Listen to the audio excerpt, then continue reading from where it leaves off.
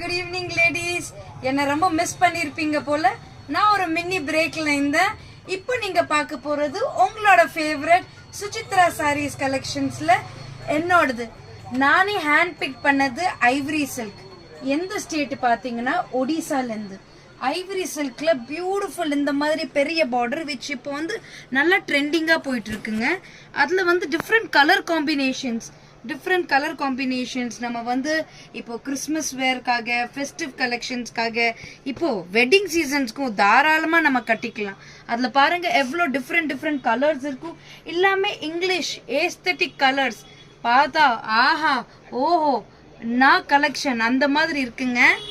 டெஃபினட்டா கடைக்கு வாங்க, நேரோடியா வந்து செக் அவுட் பண்ணிக்கோங்க.